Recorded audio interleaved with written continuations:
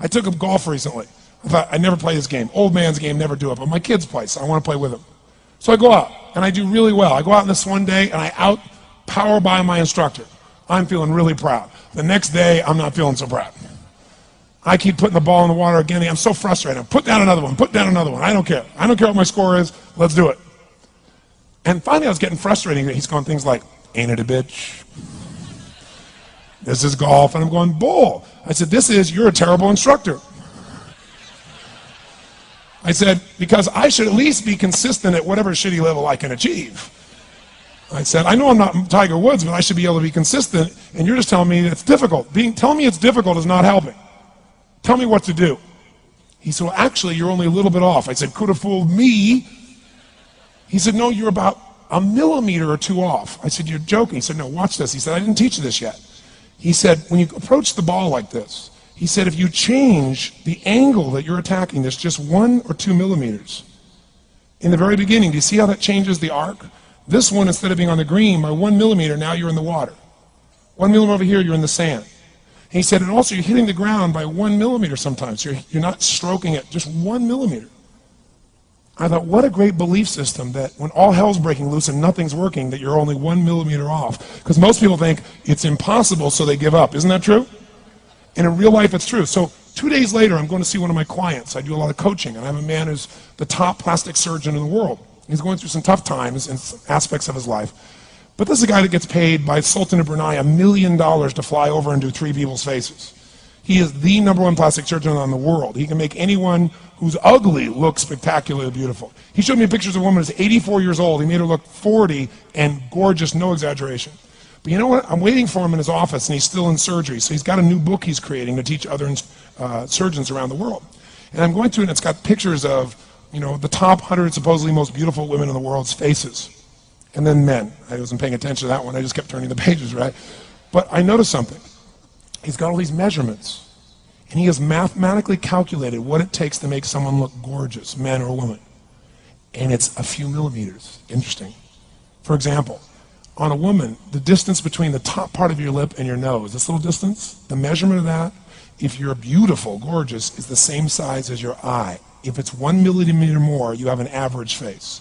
If it's 2 millimeters more, you are butt ugly. Okay. The difference between butt ugly and gorgeous is 2 millimeters. He's got about a dozen of these little 1 or 2 millimeter changes he makes, and it's a different person. It is unbelievable.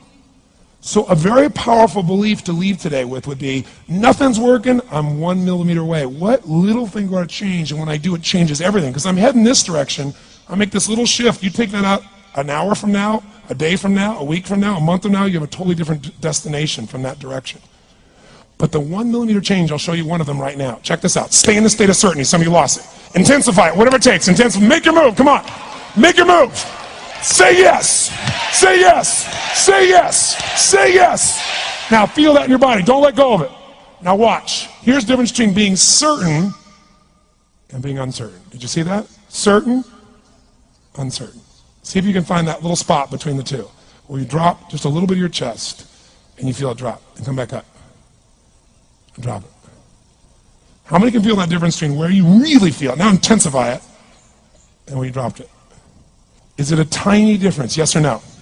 Yes or no? Now, could you condition yourself to feel great in this state? Yes or no? So what I want you to do is give yourself that opportunity. So the way we're going to do is very simple. We're going to go in a peak state.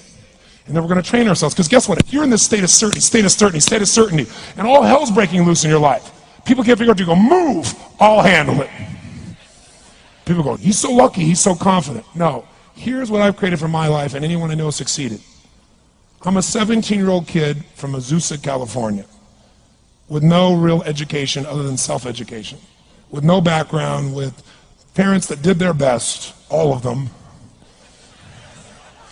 with no money, but I did one thing. I love people, and I had an enormous demand I made upon myself, and I sculpted my mind and my emotions to get me to do whatever it would take to achieve and to contribute. But to do that, I did it by using my body and changing my focus. I did it by putting myself in a peak physiology and using what I call incantations. Can you train yourself to believe something? Yes or no? Absolutely. How many of you ever made the fatal mistake of going to Disneyland or Disney World, and while you're there made the fatal mistake of going to a ride called It's a Small World After All? What happens for about a week after you're out of that damn place? You're still singing this thing in your head in 24 languages, right? Well, let me tell you something. How many of you have things when you want to go achieve them and this part of your voice goes, oh, it's not going to happen, or forget it? How many got a voice that sometimes interrupts that good pattern? Say I. And what you want to do is train a new one. So starting when I was 17, I started doing incantations, not affirmations. Affirmation, you go, I'm happy, I'm happy, I'm happy, I'm happy, I'm happy. What's the problem? You haven't changed your what? Your what? Physiology. If you don't change your physiology, you won't get anything. So an incantation is not only you speak it, but you embody what you're saying with all the intensity you can. And you do it with enough repetitions that it sticks in your head. Like It's a Small World, now the conversation in your head is always the same and it gives you what you want. So you use your body and your voice. So 17 years ago I started doing things. I was working for Jim Rohn, this speaker, and I was 17 years old. I had long hair, minestrone soup, acne on my face. And I was trying to call on Bear Stearns type of people and convince them why they should go to this man's seminar and be more successful. I was driving a 1968 Volkswagen that I had earned at $40 a week as a janitor. The only way I did it was park far from the building and then go in, and I love people and I believe, but I put myself in state and I was able to influence people that were far more successful than I was at the time. I would do something that I still do backstage and have done for 23 years because I don't hope I'm going to be in a good state, I demand it.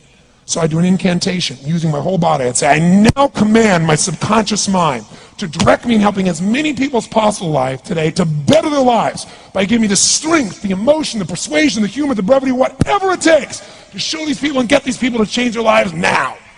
And I would do that literally driving in my Volkswagen to a meeting in LA on the freeway for 40 minutes. People are looking at me, I'm screaming at the top of my lungs. They're going, I know he's a serial killer, I know he is. But by the time I entered that room, when two people meet, if there's rapport, the person who's most certain will always influence the other person. And I was totally certain, and they were trying to get revved up to certainty. Do you agree with this? Yes or no? I do another one because I was poor. I changed my mindset. I kept doing things, but I never got beyond it. I'd say God's wealth is circulating in my life. His wealth flows to me in avalanches of abundance. All my needs, desires, and goals are met instantaneously by infinite intelligence, for I'm one with God and God is everything. And I would imagine the abundance of my life, and I would feel so grateful. And a year later, I went from making $38,000 a year to making $1 million a year in 1 year. But successful people do what failures won't. You follow me on this? You know?